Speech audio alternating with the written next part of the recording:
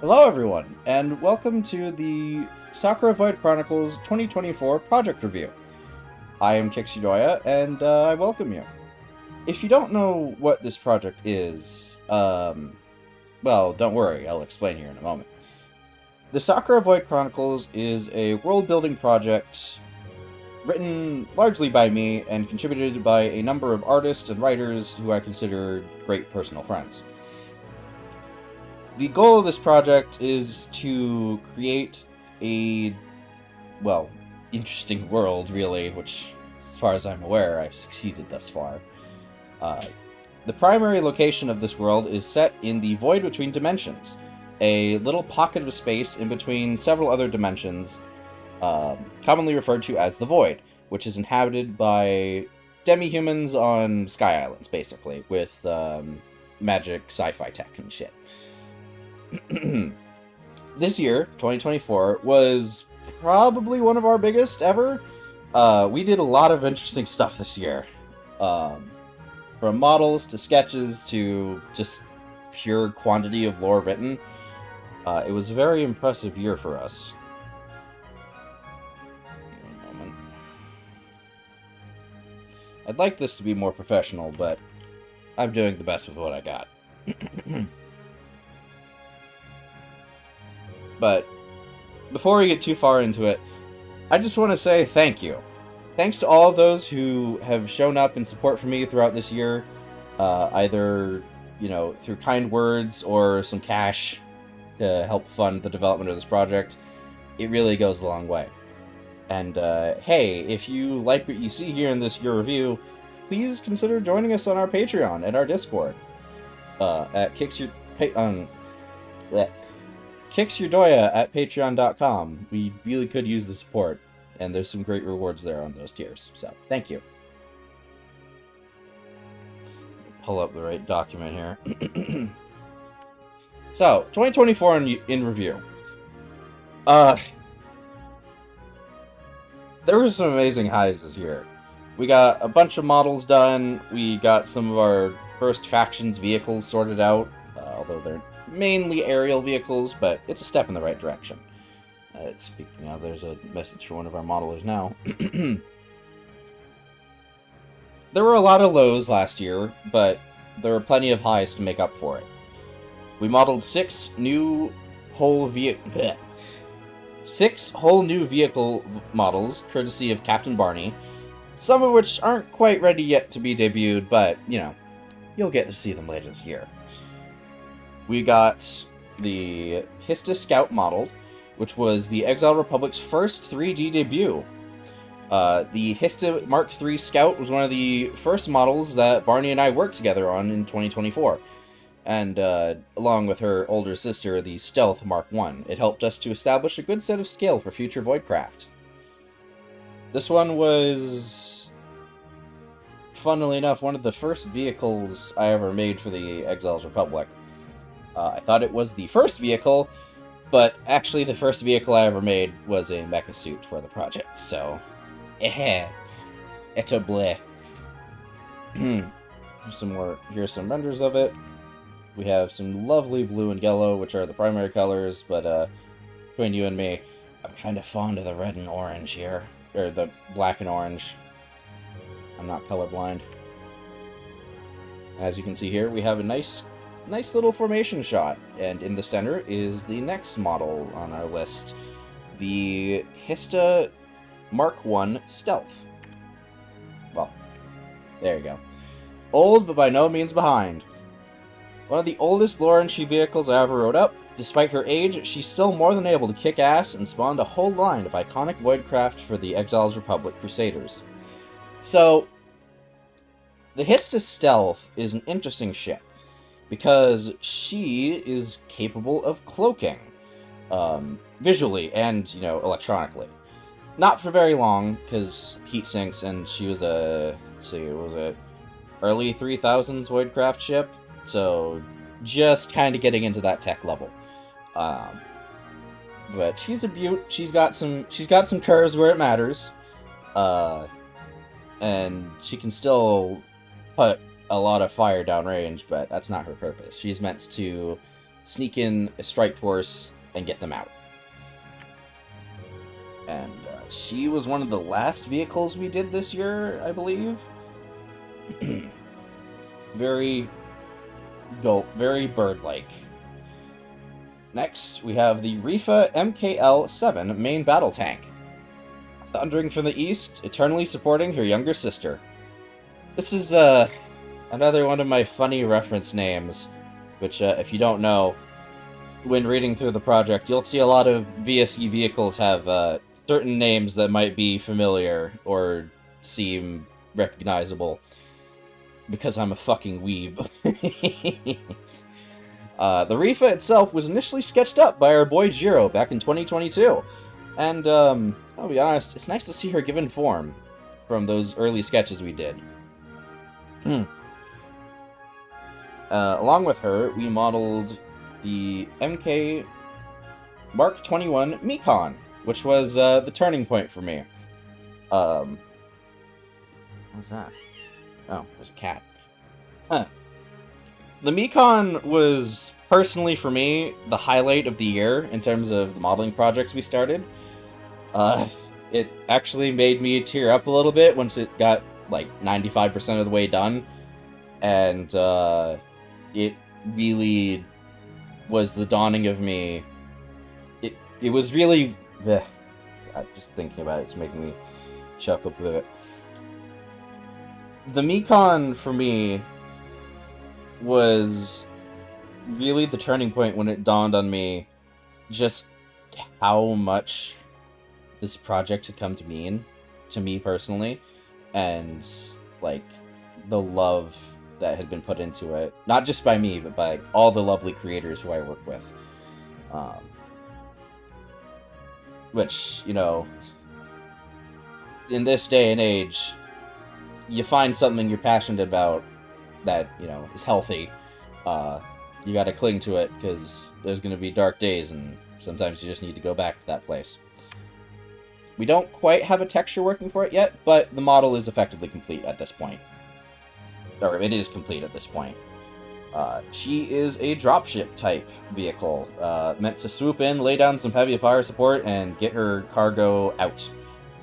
There's a lot of vehicles in this, you know, little line of hovering assault ships.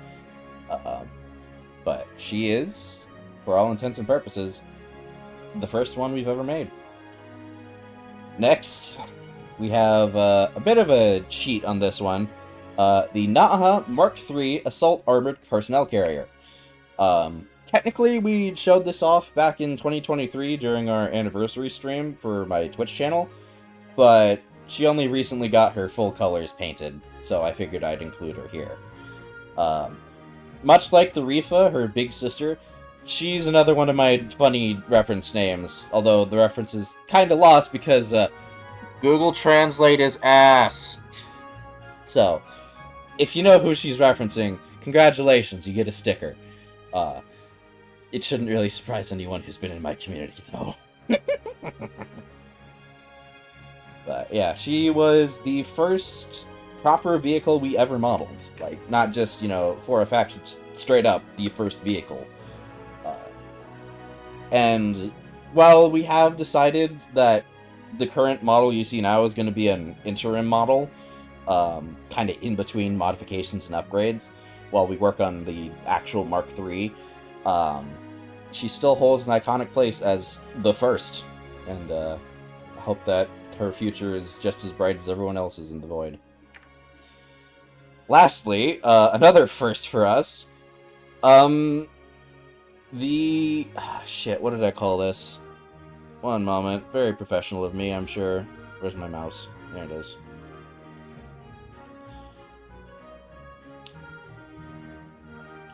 It's a cargo barge, I know that much.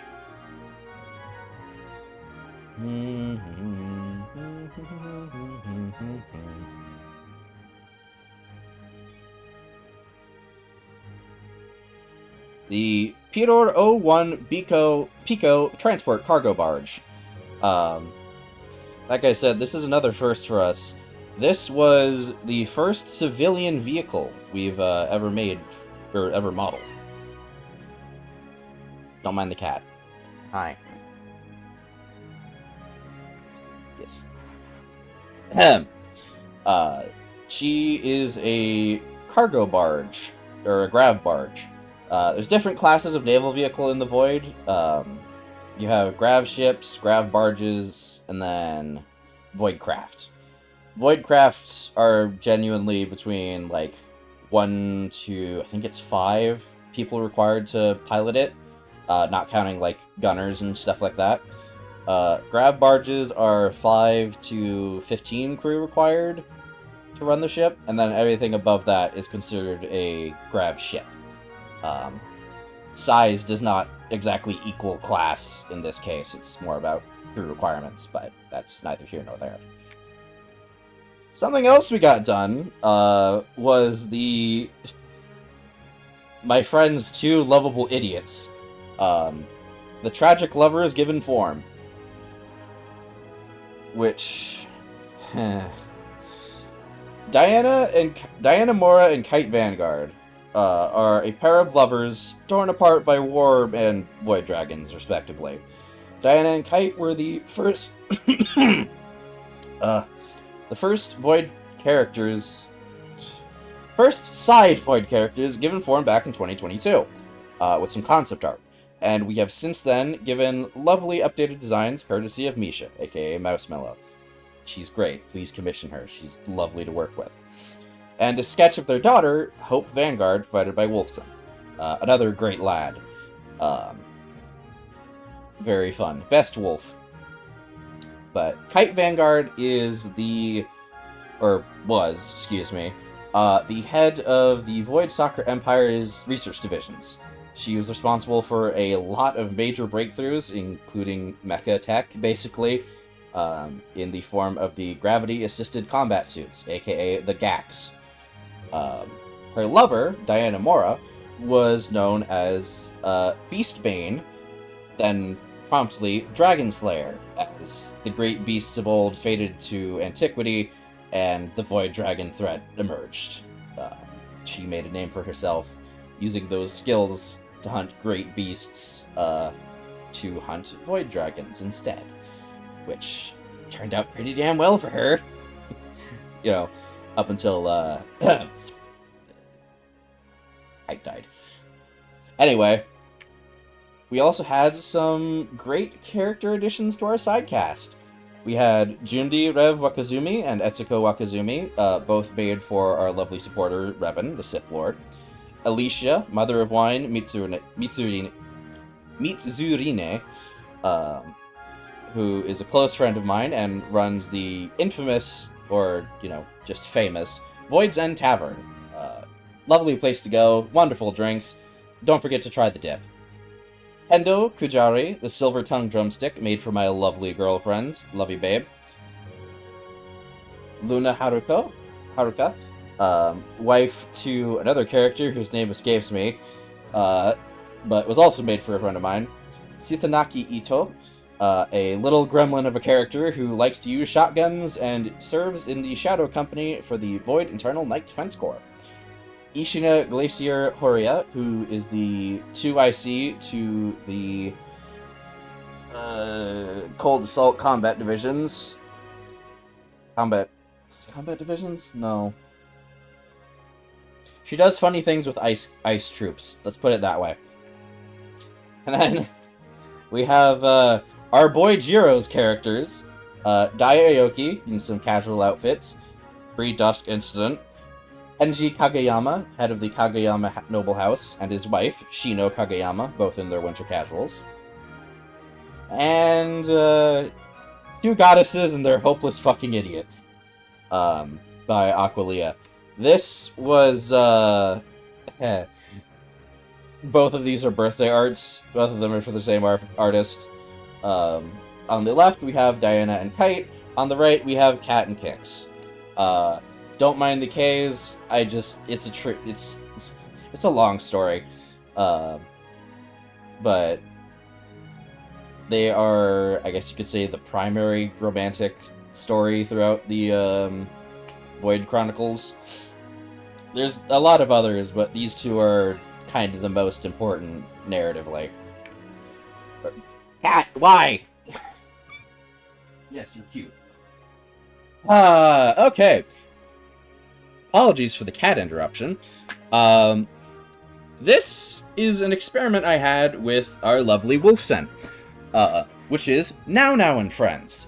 Kind of inspired by, Sanrio's characters and, like, cutesy chibi shows. Now Now and Friends, in-universe, is a kid show centered around the vehicles of the Void Sakura Empire, Exiles Republic, and Tri-Island Merchant Kingdoms, turned into Jinka chibis.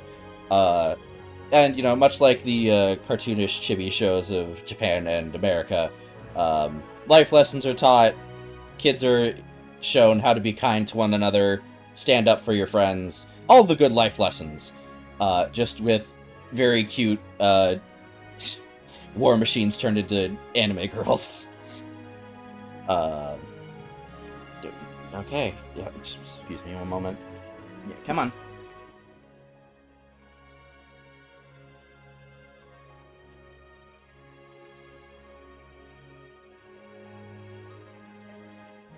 We have the Naha Mark III APC, aka Now Now-chan, the Mark MKL7 Rifa Ni-chan, the Hot MK21 Mikon, aka Miko-chan, and then Scout-chan Mark III and Stealth-chan Mark I. These took a hot minute to get done, but they do have some hidden artwork. And if we can reach a certain goal on our Patreon, I will publish them, and they're non-chibi forms, which Wolfson did for me, because he's a Chad that way. This is Irunia proper, which is where the Void Sakura Empire is primarily based. This is their home territory, their home continent.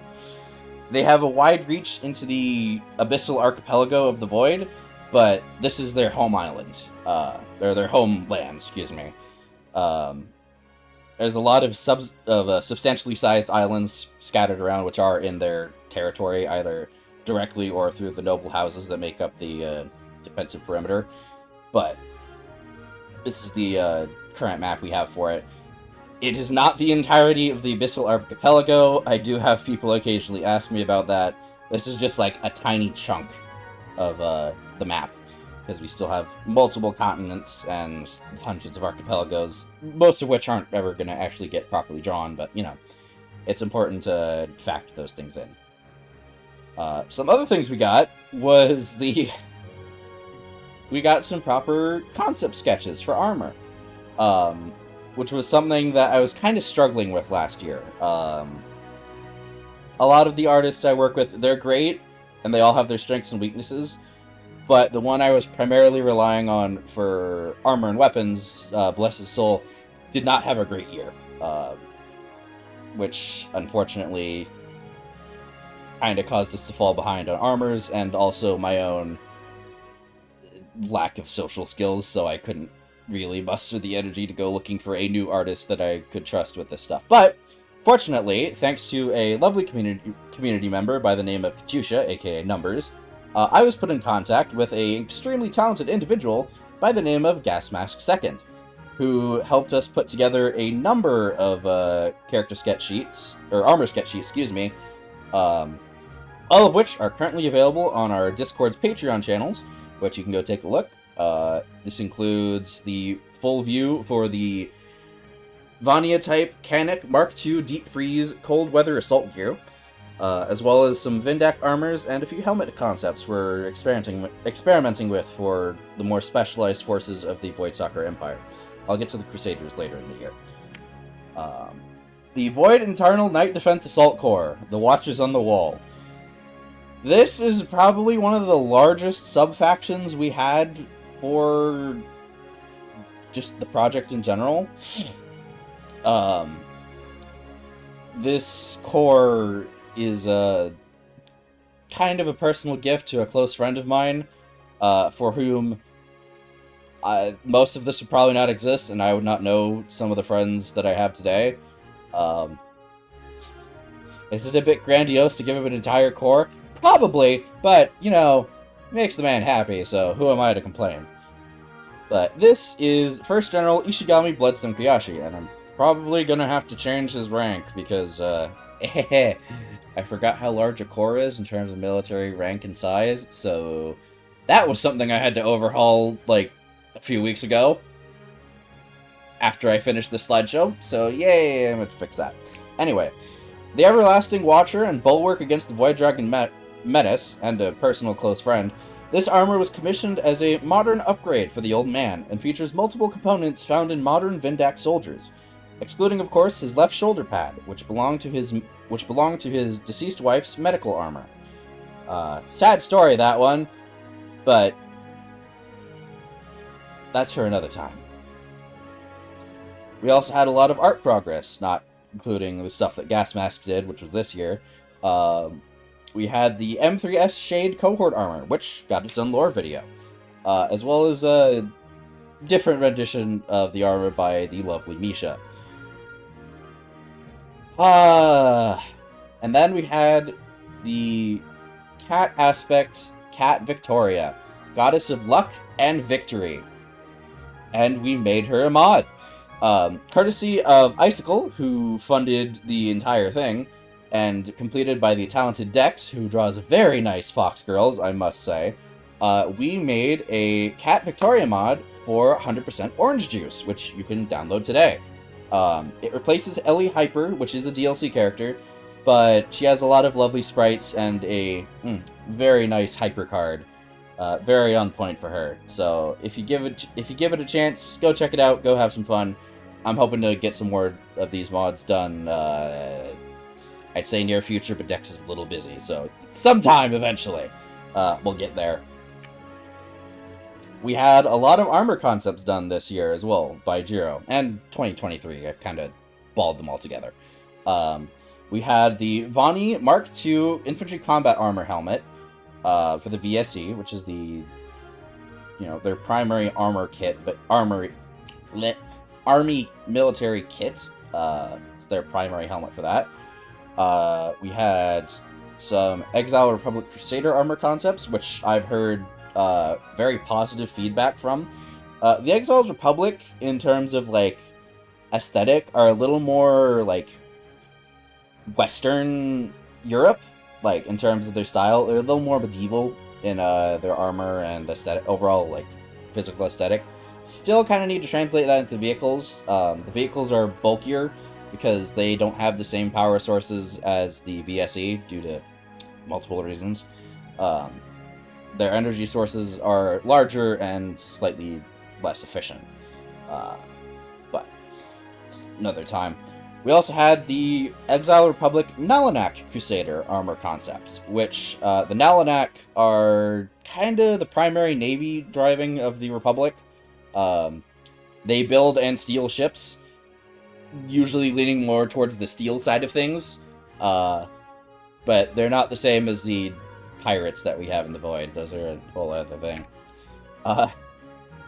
We had an ongoing internal meme for one of our founding members. I say founding because, much like Ishigami, without her influence in my life, this project would not exist, like, in the state that it does, or possibly even at all. Which is to say, the meme that we had was the Void Dragon Queens, which started off as just one character, and after multiple various delays throughout the year, and being worked on multiple artists, was finally completed, and she will happily bend you into a pretzel. This was from 2022. Welcome to 2025, the year of the Void Dragon!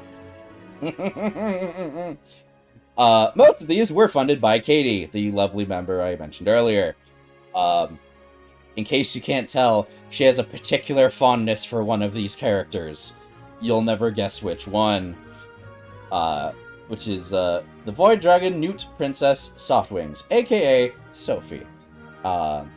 She's a bit different from the Void Dragon Queens, and I can't really go into that too much because story spoilers. But she's an absolute sweetheart, and very much a different breed, both literally and figuratively, from her Void Dragon Queen cousins and predecessors. As far as lore entries themselves, as in, the ideas I've had this year, I had 363 ideas. I had one lore entry idea basically every day, in terms of, spreading them out. We added at least 14 factions,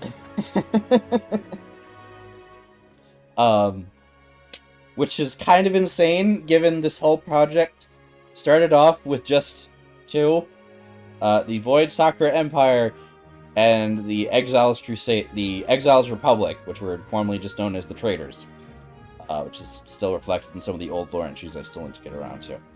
But yeah, we added 3 full Void factions.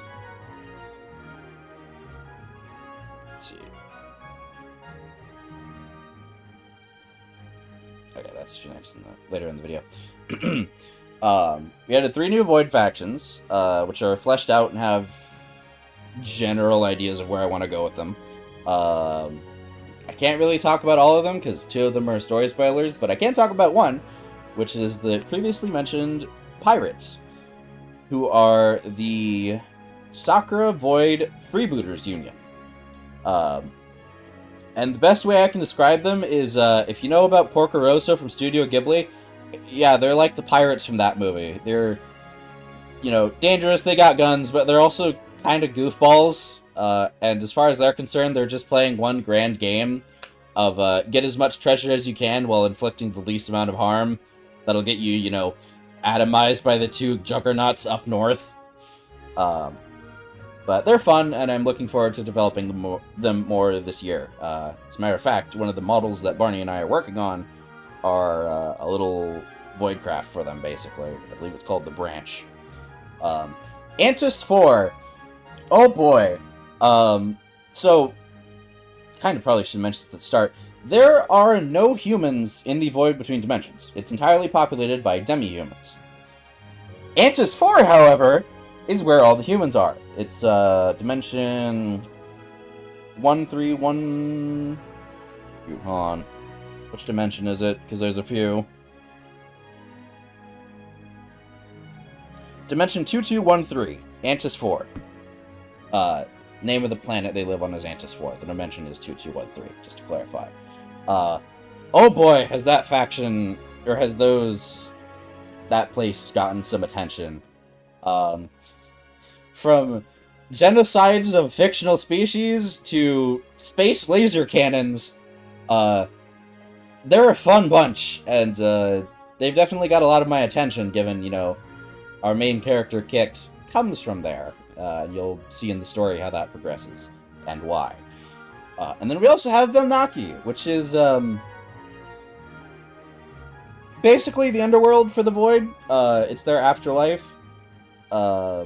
It only really has one faction, because, there's only one power and control down there, at least for now. They're fun. There's a lot of Monster Girl characters down there, largely just because, another genocide earlier on in the Void's history. Not by the Demi-humans, but 2 goddesses that were at odds with one another. And, yeah, that's 2024 in review. I think. My script, oh, wait, no, I remember. How could I possibly forget? What should be expected for the future? Well, ideally, I would like to cut back on new lore ideas. Although, given the past 15 days, that's not really worked out well for me. And I want to start delivering on what we already have, because most of these ideas are only in channels that people can't see, rather than fully fleshed lore points. But I'd like to flesh those out. But me stopping the making of new lore ideas is about as likely as me winning the local $200 million jackpot. So instead, I'm returning to the one place uncorrupted by my new ideas. Volume 1 the Sakura Void Chronicles. And the short stories I still owe. If you are a patron member on our channel, or for the project, alongside close friends, I will be giving out access to beta reader status, where people have early access to in-development drafts of the Sakura Void Chronicles volumes. Currently, I'm going to be going through volume 1 again, because I've gotten 5 chapters done, but those were before I made a bunch of drastic lore changes, so those need to be fixed. Maybe if I'm lucky, I can even get a web novel published on Amazon this year. Oh, we're already a half hour in. Oh no. Uh-oh. That's not a great sign. My music has to loop over.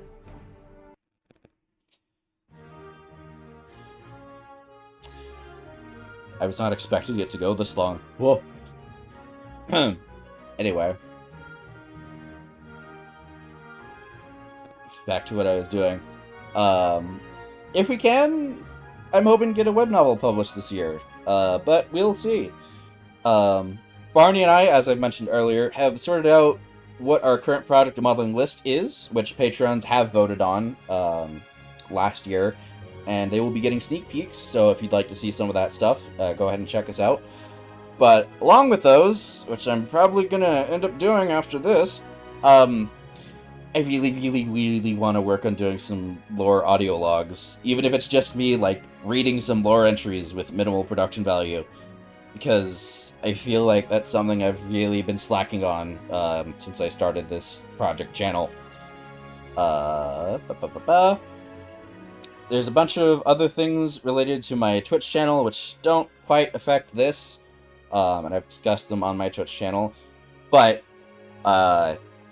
if certain things don't change, development time on the project is going to take a back seat to financial income. So, if we can get more patrons, I can do more within the year, and I can dedicate more time to this, which I really would like to.